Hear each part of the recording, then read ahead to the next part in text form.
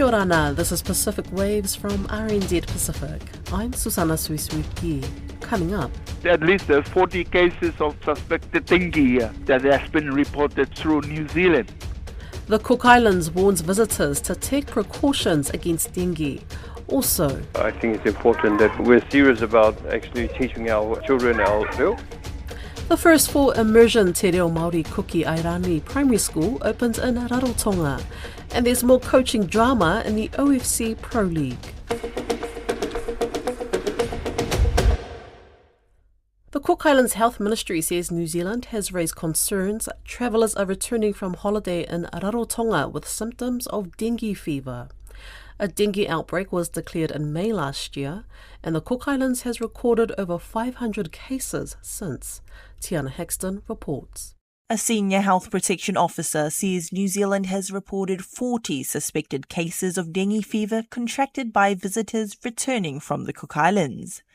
Te Marae Ora's Charlie Ave says they had expected a surge in cases over Christmas and New Year's, increasing the risk of cross-border transmissions. At least there's 40 cases of suspected dengue here that has been reported through New Zealand. Most of these people are our friends tourists.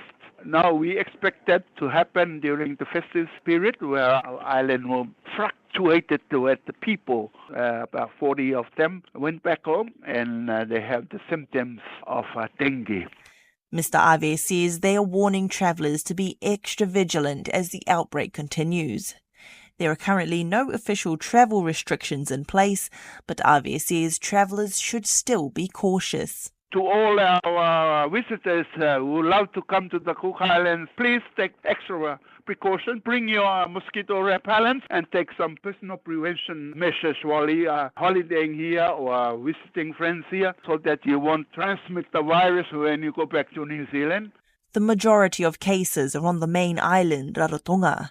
However, 3 of the outer islands, Aitutaki, Achu and Mauke, have also reported cases. The Ministry of Health has implemented mass clean-up campaigns and island-wide spraying in an attempt to eradicate dengue-carrying mosquitoes. Just under 10% of patients have required hospital admission. Ave says non-communicable diseases are causing complications. According to the data, 32 cases been hospitalized. We have no reported case of death. According to Dr. Koko, one of our clinicians from the main hospital here in Raro, these cases, they have other complications like NCDs or those things that contribute, that triggered the dengue symptoms. Ave says they are doing their best to contain the outbreak and minimise the risk of cases spreading outside the Cook Islands. He says they have not received notice of any suspected cases reaching Australia. The United Nations Human Rights Council has heard a wide range of recommendations on how Nauru and the Federated States of Micronesia can improve their rights records.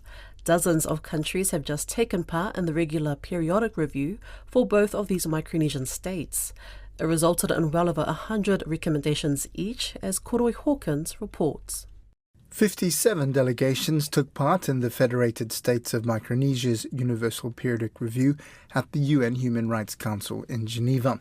They made 172 recommendations to the FSM to improve its human rights record. The review focused mainly on improving legal frameworks, social protection, and environmental resilience.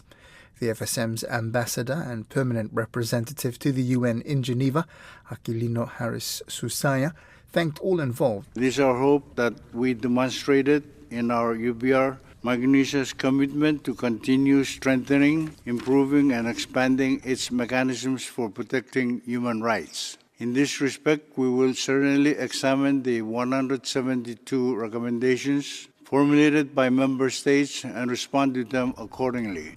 Mr. Susaya also commended the Council's members for a robust review process. These discussions have fully illustrated the meaning and value of the Universal Periodic Review. Your perspectives, feedback, and recommendations are extremely valuable to us and are very much appreciated. We thank all the delegations for the attention given to the human rights situation in our country. For Nauru's periodic review, the focus fell heavily on strengthening human rights protections, ratifying international covenants, and addressing climate change. The Rights Council's president, Sidato Suryodipuro of Indonesia, says 60 delegations took part in Nauru's review, making 176 recommendations. The first secretary to Nauru's UN mission in Geneva, Joni Rolin Hartmann, thanked all who took part in the review and committed to addressing their recommendations. As a small island developing state with limited administrative capacity, Nauru values the opportunity to take the necessary time to coordinate with its capital and to carefully assess the feasibility and means of implementation of each recommendation. Ms. Rolin Hartmann was grateful for the Council's leniency around deadlines in recognition of the limited administrative capacity of her small island nation to address so many recommendations. This approach reflects our commitment to the UPR process and to ensuring that our responses are thoughtful, realistic, and meaningful. Nauru would therefore also like to express its sincere appreciation to the Secretariat for its support throughout the review, as well as to the Troika, India, Colombia, and Ethiopia. RNZ Pacific understands the final recommendations documents for both the FSM and Nauru are still being finalised by the Council.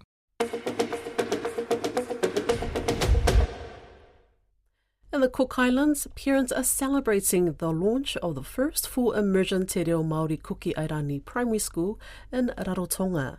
Apirutaki Primary is now teaching entirely in Cook Islands Maori in a stand to ensure the language lives on. Tiana Hexton has the story. Apirutaki caters for up to 150 students from ECE Kindy to grade 6. The school's principal says shifting to become a full immersion school addresses the lack of Māori speakers in younger generations. Renal Vogel says this has been a long time coming, as the community has been calling for such education services for years. The purpose of the total immersion approach is to revitalize and to retain our reo. And we know that not many of the young children are conveying in Cook Island Maori, and I think it's important that we're serious about actually teaching our children our reo. Mr. Vogel says they are teaching more than just language. He says cultural history, customs and practices are a part of their curriculum. The most important thing is that teaching our kids their identity, who they are, where they come from. And so this is where we want to go out in the lagoon, on land, learning about this environment, the Matayapo Tahariki around this area and the story of this place. He says they intend to facilitate more hands-on outdoor learning to encourage students to get more involved. The Secretary of the Ministry of Culture agrees with this way of learning. Emil Kairua says although language is a big component, it is only one aspect of Cook Islands culture.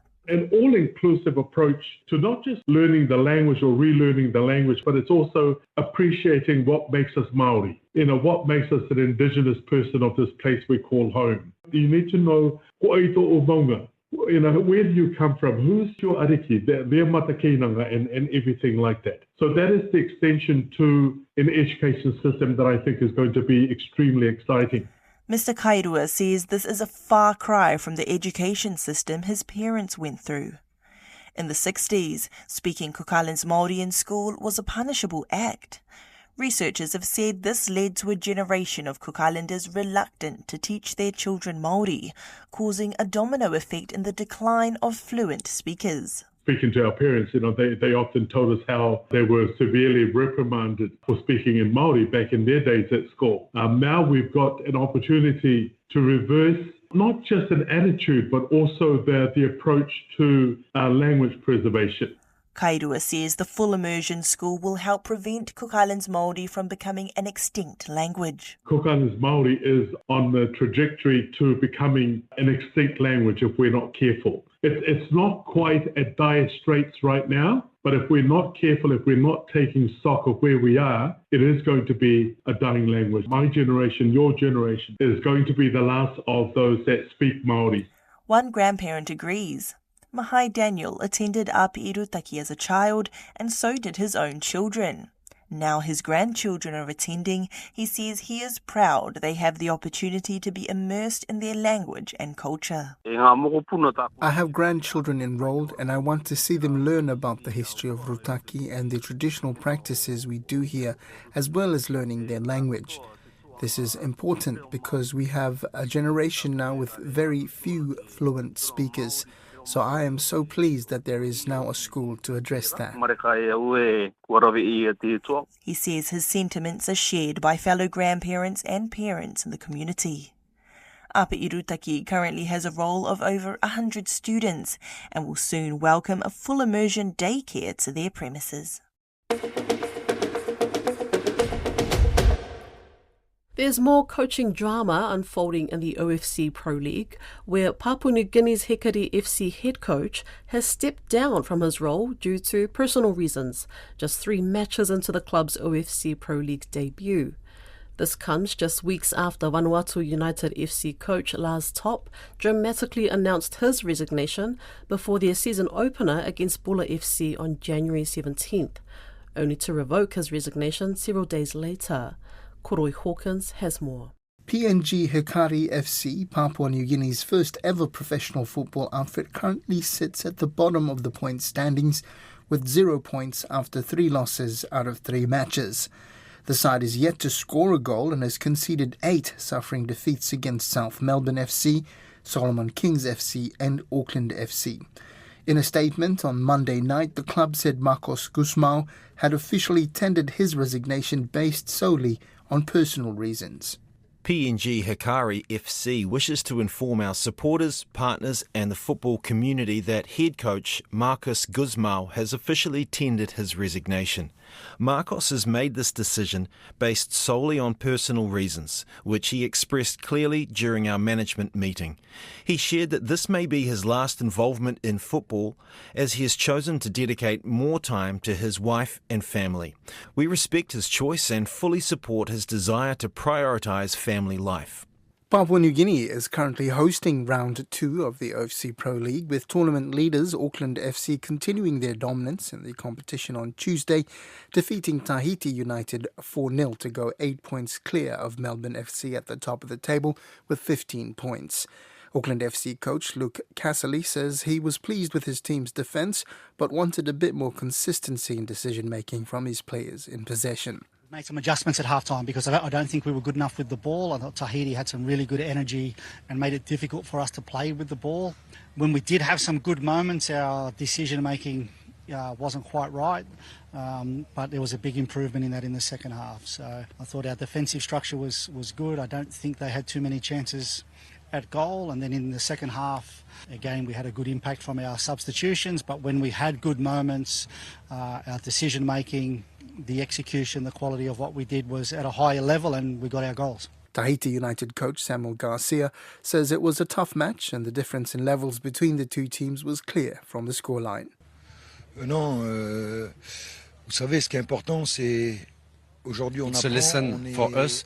It's a good point because we learn a lot during this game, and we need this kind of game to improve our football, our soccer. And yes, of course, it's a different level. And yes, between us, this kind of game gonna make our team and our mentality better for the next one. The later game is an all-Melanesia affair between PNG Hikari FC and Vanuatu United FC. According to the PNG Hikari management, the game could be the team's first under a new coach. Assistant coach Jerry Allen will assume responsibility for the team for the remainder of the season.